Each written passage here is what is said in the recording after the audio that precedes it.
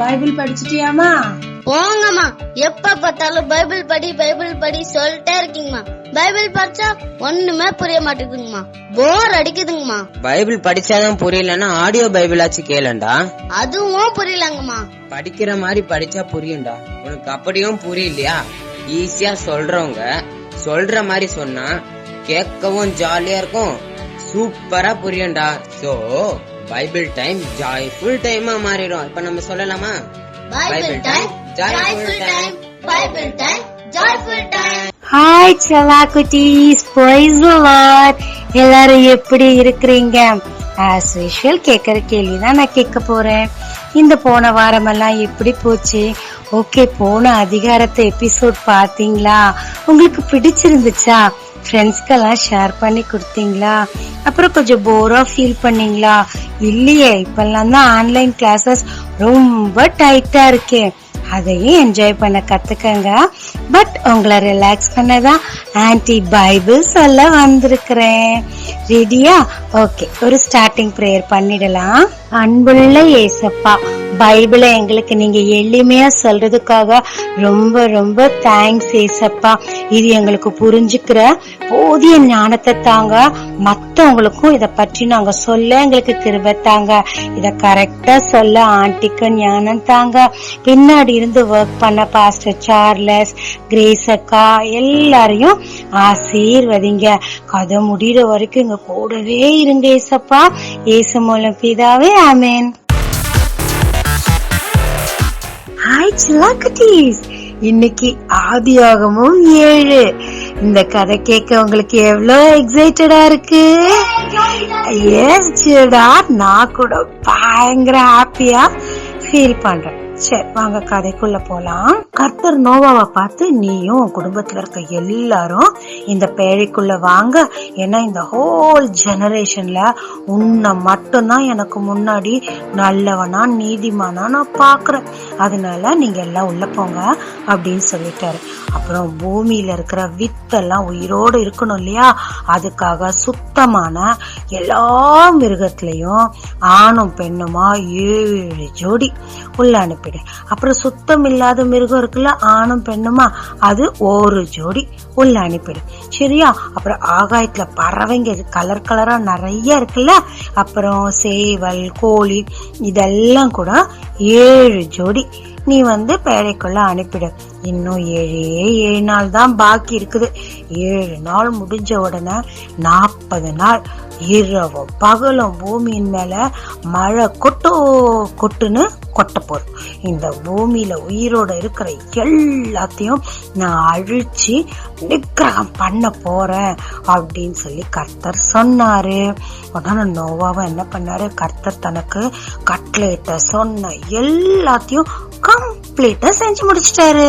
ஆமா, அது என்ன சுத்தம் உள்ள மிருகம், சுத்தம் இல்லாத மிருகம், அது லேவி ராகத்துல கொடுத்திருக்கான. கர்த்தர் எவ்வளவு கிரேஸ்ஃபுல்.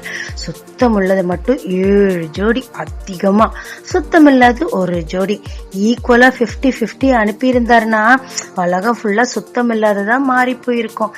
ஏன்னா 1 டம்ளர் பாலுக்கு 1 சொட்டு தயிர் ஊத்துனா பாலே திரிஞ்சு போயிடும்.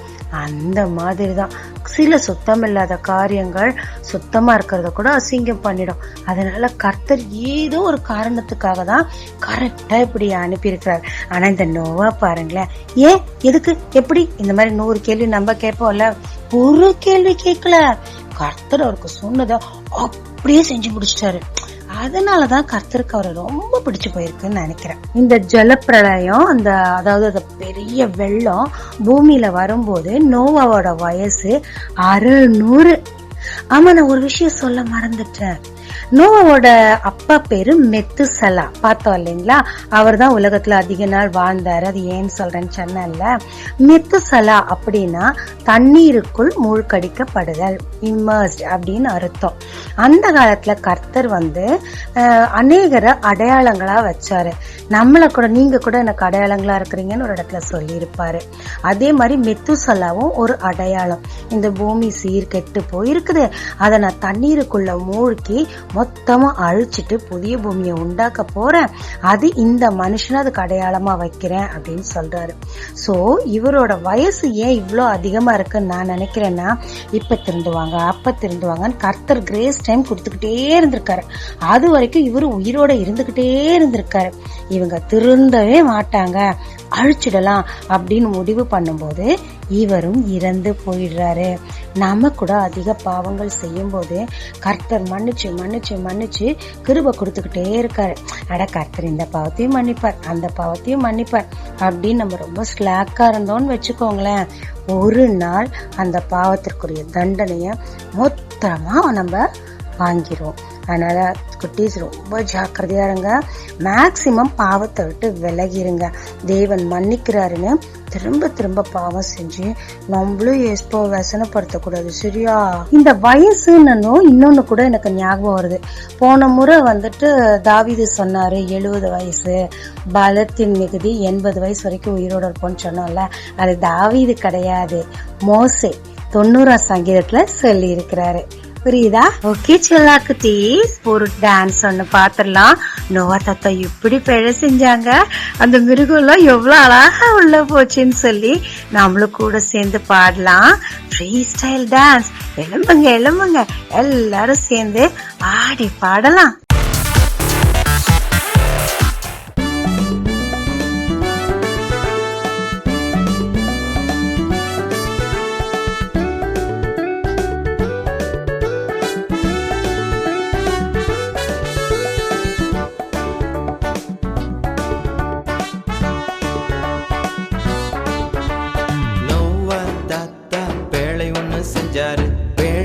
பேழைக்குள்ள 3 அடுக்கு செஞ்சாரு. ஜோடி ஜோடியாக மிருகங்களை சேர்த்தாரு. தேவன் சொன்னபடி பேழையத்தான் செஞ்சாரு. கர்த்தரையே நம்பியே வாழ்ந்து வந்தாரு. தன் குடும்பம் கர்த்தருக்குள் காத்து கொண்டாரு. கர்த்தரையே நம்பியே வாழ்ந்து வந்தாரு. தன் குடும்பம் கர்த்தருக்குள் காத்து கொண்டாரு. நோவா தாத்தா பேழை ஒண்ணு செஞ்சாரு. பேழைக்குள்ள 3 அடுக்கு செஞ்சாரு. ஜோடி ஜோடியாக மிருகங்களை சேர்த்தாரு. தேவன் சொன்னபடி பேழையத்தான் செஞ்சாரு.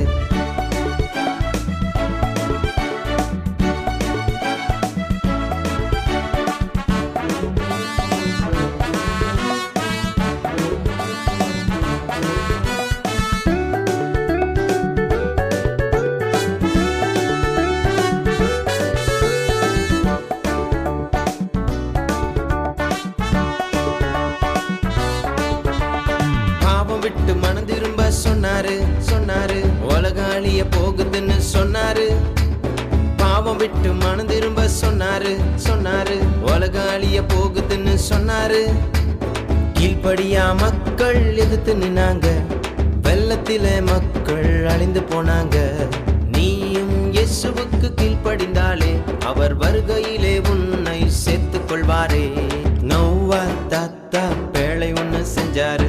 பேழைக்குள்ள 3 அடுக்கு செஞ்சாரு. ஜோடி ஜோடியாக மிருகங்களை சேர்த்தாரு. தேவன் சொன்னபடி பேழையத்தான் செஞ்சாரு. கர்த்தரையே நம்பியே வாழ்ந்து வந்தாரு. தன் குடும்பம் கர்த்தருக்குள் காத்து கொண்டாரு. கர்த்தரையே நம்பியே வாழ்ந்து வந்தாரு. தன் குடும்பம் கர்த்தருக்குள் காத்து கொண்டாரு. அப்புறம் இந்த பெரும் வெள்ளத்துல இருந்து தப்பிக்கிறதுக்காக நோவா, அவரோட ஒய்ஃபு, அவங்களோட சன்ஸ் எல்லாரும் பேழைக்குள்ள போயிட்டாங்க. அப்புறம் நோவாக்கு தேவன் சொன்ன மாதிரி சுத்தமான மிருகம், சுத்தம் இல்லாத மிருகம், பூமியில இருக்கிற ஊரும் பிராணி எல்லாமே ஆணும் பெண்ணுமா ஜோடி ஜோடியா நோவாவோட பேழைக்குள்ள போயிடுச்சு. அவ்வளவுதான், 7 நாள் ஆச்சு பாருங்க. பூமியில வெள்ளம் ஸ்டார்ட் ஆயிடுச்சு. அப்ப எத்தனை வயசுன்னு சொன்னோம் நோவாக்கு? 600 வயசா? அந்த 2ஆம் மாசம் 17ஆம் தேதி அன்னைக்கு அப்படியே கிணத்துல இருந்து ஊத்து வரும் பாருங்க, அந்த மாதிரி மகா ஆழத்துல இருந்து ஊத்தெல்லாம் அப்படியே பழந்துகிட்டு வெளியே வந்துருச்சு. வானத்துல இருக்கிற பெரிய பெரிய மதகுலாம் டமால் டமால் டமால்னு திறந்துச்சு. 40 நாள் இரவும் பகலும் பூமியில சோன்னு பெரிய மழை, மேல தண்ணி கீழே தண்ணி பூமிக்குள்ள தண்ணி எல்லா பக்கமும் தண்ணி விடாம சோ நடிச்சு அப்படியே தண்ணி புரண்டு புரண்டு புரண்டு புரண்டு அவ்வளோ தண்ணி ஆயிடுச்சு. இந்த 13ல இருந்து 16ஆம் வசனம் வரைக்கும் பாக்குறாரு. எல்லாமே உள்ள போயிடுச்சு. நோவா குடும்பம், காட்டு மிருகம், நாட்டு மிருகம், சுத்த மிருகம் எல்லாம் உள்ள போயிடுச்சுன்னு பார்த்தோன்னா கர்த்தர் என்ன பண்றாரு, நோவாவை உள்ள விட்டு நல்ல வெளியே இருந்து கதவை டைட்டா அடைச்சிட்டாரு.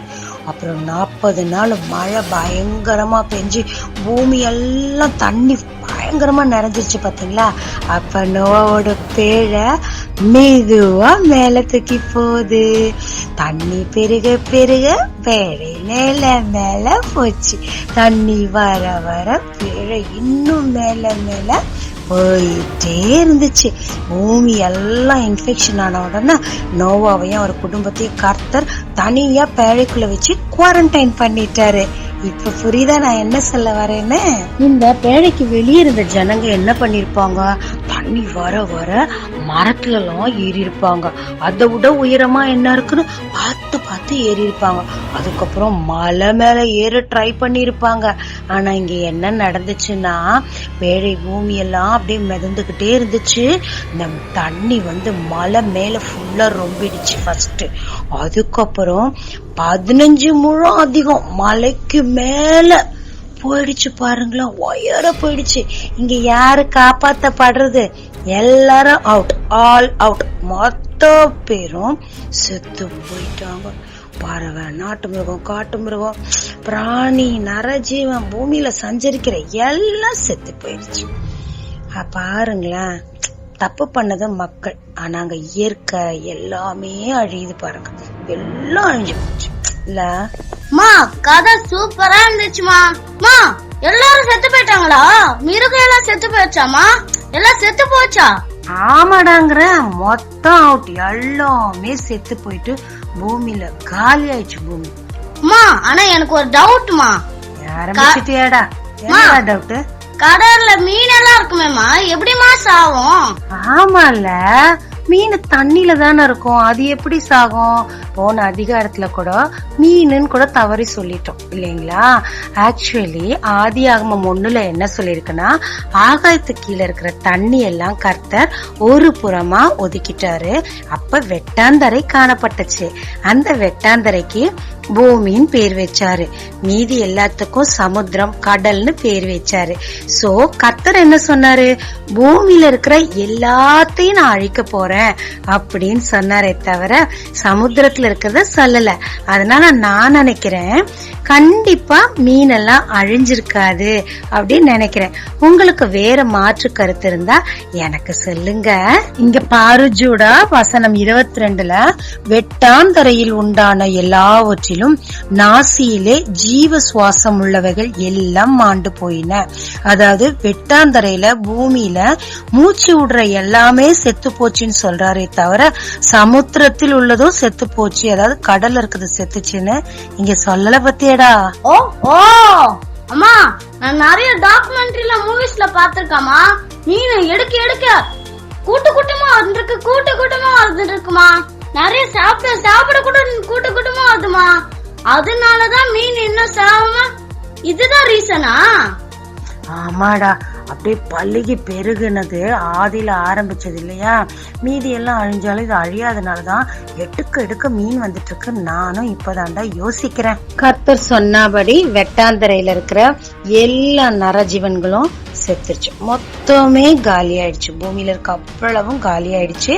நோவாவும் அவரோட குடும்பம் மட்டும்தான், அவர் பேழைக்குள்ள இருந்த மிருகங்கள் மட்டும்தான் உயிரோட இருந்தாங்க.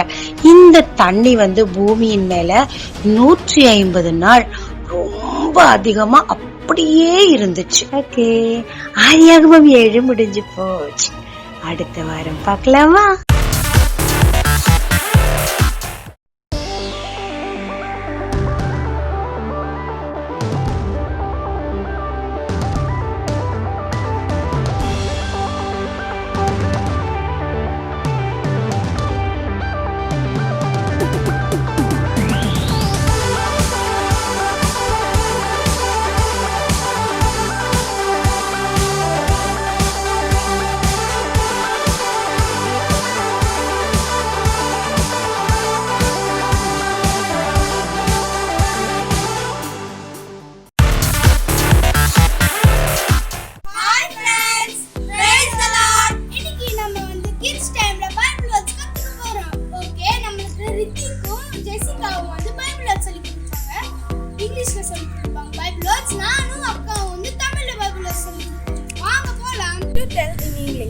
Then the Lord said to Noah, "Come into the ark, you and all your households, because I have seen that you are righteous before me in this generation."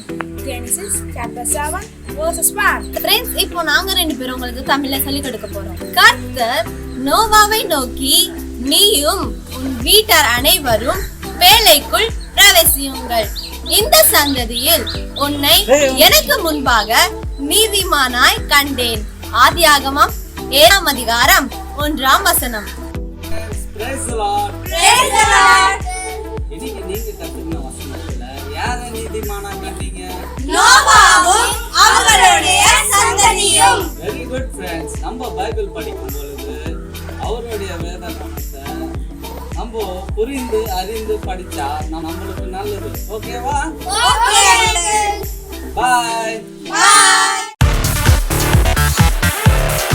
போன வார குவிஸ் क्वेश्चनக்கான ஆன்சர்ஸ் பார்க்குற நேரம் வந்தாச்சு. உங்களோட முதலாவது கேள்வி, தேவன் மனிதனின் ஆயுட்காலத்தை எத்தனை வருடமாக குறைத்தார்? God reduced the lifespan of men by how many years? உங்களோட சரியான விடை 120 வருஷம், 120 years. உங்களுடைய இரண்டாவது கேள்வி, நோவா தனது பேழையை எந்த மரத்தில் எத்தனை அங்குலத்தில் செய்தார்? Which wood did Noah make his ark and what were the measurements? And the right answer is wood made of gopher and the measurements are length 300 cubits, breadth 50 cubits and height 30 cubits. Okay, இந்த வாரம் யாரு நம்மளோட quiz காம்படிஷனை win பண்ணி gift வாங்க போறான்ட்டு எல்லாருக்கும் தெரிஞ்சுக்க ஆர்வமா இருக்கா? எந்தவித ஆப்போனன்ட்டும் இல்லாம ஒரே ஆளா தனியா கரெக்டான ஆன்சரை கமெண்ட் பண்ண winner miss Hephzibah. Let's put our hands together for her. இந்த எபிசோட் குவிஸ் क्वेश्चनக்கான முதல் கேள்வி, தேவன் பேழைக்குள் நுழைய யார் யாருக்கு அனுமதி கொடுத்தார்? Who did God permit to enter into the ark made by Noah? உங்களுடைய இரண்டாவது கேள்வி, ஜலப்பிரளயம் உண்டான போது நோவாவின் வயது என்ன? How old was Noah when the flood came? குட்டீஸ், ஒரு இன்ட்ரெஸ்டிங்கான போனஸ் क्वेश्चन இந்த எபிசோட்ல அக்கா கேட்க போறேன். ரெடியா? ஜலப்பிரளயத்தினால் கடலில் வாழும் உயிரினங்கள் கொல்லப்பட்டனவா? Were sea animals killed during the flood? உங்களோட ஆன்சர்ஸை நம்ம கமெண்ட் பாக்ஸ்ல கண்டிப்பா டைப் பண்ணுங்க. எல்லா எபிசோட்லயும் ஒரு லக்கி வின்னருக்கு கிஃப்ட்ஸ் போய்கிட்டே இருக்கு. யாருக்கு தெரியும், அடுத்த வின்னர் நீங்களாவும் இருக்கலாம். Extra cool gadgets and gifts உங்க வீட தேடி வந்துகிட்டே இருக்கலாம். இந்த அரிய வகையான சான்ஸ் மிஸ் பண்ணிடாதீங்க குட்டீஸ். நெக்ஸ்ட் எபிசோட்ல பார்க்கலாம். Until then, bye bye.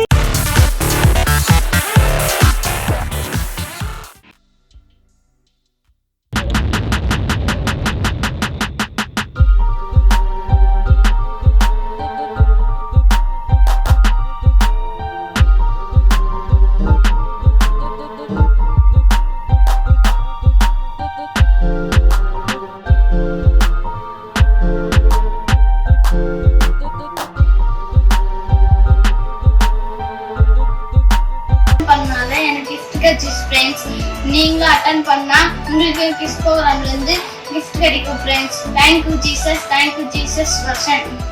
Okay செல்லா குட்டீஸ், ஒரு முக்கியமான விஷயம், பைபிள உலகமெல்லாம் சொல்லுங்கன்னு ஏசப்பா சொல்லியிருக்காரு. அதனால இத உங்களோட ஃப்ரெண்ட்ஸ்க்கு சர்ச்ல எல்லாம் கண்டிப்பா ஷேர் பண்ணணும். அப்புறம் இது உங்களுக்கு ஆசீர்வாதமா இருந்தா லைக் போட்டுடுங்க, சரியா? சப்ஸ்கிரைப் பண்ணினீங்கன்னா ஆண்டிக்கு இன்னும் கொஞ்சம் உற்சாகமாயி இந்த ஊழியத்தை இன்னும் செய்ய எனக்கு உதவியா இருக்கும். அப்புறம் அண்ணா, சார்லஸ் அண்ணா, அக்காக்கெல்லாம் ஜெபிக்க மறந்துடாதீங்க. ஓகே, ஜெபிச்சு முடிச்சிடலாமாடா?